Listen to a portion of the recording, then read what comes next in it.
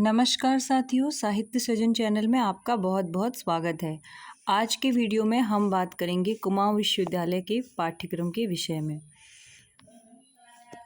MA Hindi first semester का सबसे पहले मैं आपके सामने प्रस्तुत करूंगी।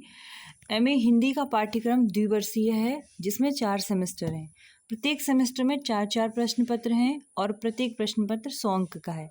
लिखित परीक्षा के लिए 75 अंक और आंतरिक मूल्यांकन यानी असाइनमेंट आदि के लिए 25 अंक निर्धारित किए गए हैं। फर्स्ट सेमेस्टर में हमको सबसे पहले संदेश रासक पढ़ना है अब्दुल रहमान का। इसका जो पहला प्रक्रम है वही है हमारे पाठ्यक्रम में। दूसरा कैमास वध है, चंद्रबरदाई द्वारा लिखित, और इसके संपादक हैं राजेश्वर चतुर्वेदी। पूरा का पूरा चंद्रबरदाई का जो पृथ्वीराज रासो है उसमें से कैमास वध को ही लिया गया है पाठ्यक्रम के अंतर्गत। विद्यापति है, इसके व्याख्या हेतु केवल प्रार्थना एवं रूप वर्णन जो है वही आने वाला है। कबीरदास जी की कबीर वाणी पीयूष जो है, इसकी प्रारंभ की 50 साखियाँ हैं और प्रारंभ के 10 पद साखी भाग से हैं। मलिक मोहम्मद जायसी का जायसी ग्रंथावली, इसमें केवल नागमती वियोग खंड हमें पढ़ना है, जिसके संपादन का काम रामचंद्र शुक्ल जी ने किया है। अंक विभाजन कुछ इस प्रकार होगा जो आप देख लेंगे। अब हम बात करेंगे फर्स्ट सेमेस्टर के दूसरे पेपर की। फर्स्ट सेमेस्टर का जो हमारा दूसरा पेपर होगा उसमें सूरदास का भ्रमर गीत सार है, जिस पर मैं वीडियो बना चुकी हूँ।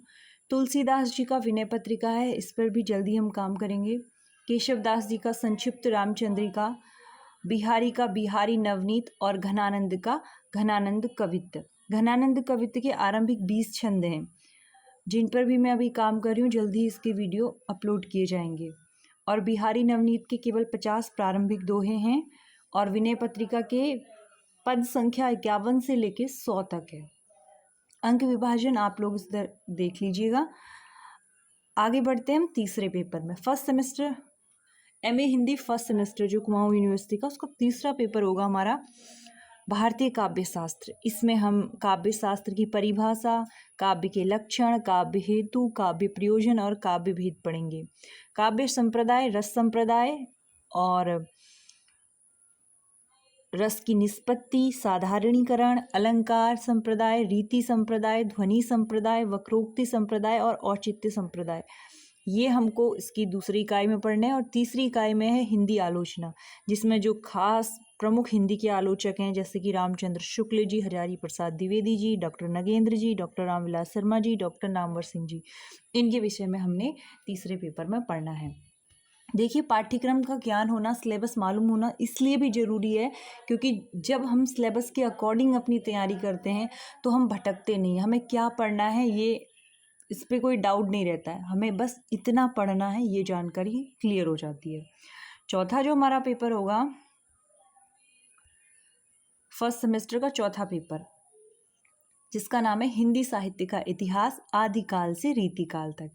इसकी जो निर्धारित पाठ्यक्रम है, हिंदी साहित्य के इतिहास लेखन की परंपरा, काल विभाजन और नामकरण, हिंदी साहित्य का आदिकाल, नामकरण और प्रमुख प्रवृत्तियाँ, नाथ सिद्ध साहित्य परंपरा, रासो काव्य परंपरा, आदिकाल के प्रतिनिधि कवि और उनकी रचनाएं।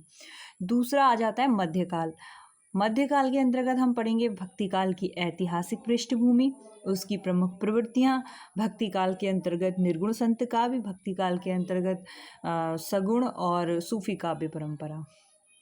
फिर तीसरी इकाई में हम सगुण काव्य धारा, राम भक्ति, कृष्ण भक्ति, ये सब पढ़ेंगे। चौथी में हम पढ़ेंगे रीतिकाल की ऐतिहासिक पृष्ठभूमि, उसकी प्रमुख प्रवृत्तियाँ और लक्षण ग्रंथ परंपरा, रीतिकाल की काव्य धाराएं, रीतिबद्ध, रीतिसिद्ध और रीतिमुक्त काव्य, और प्रमुख रीतिबद्ध, रीतिसिद्ध और रीतिमुक्त कवि और उनकी रचनाएं।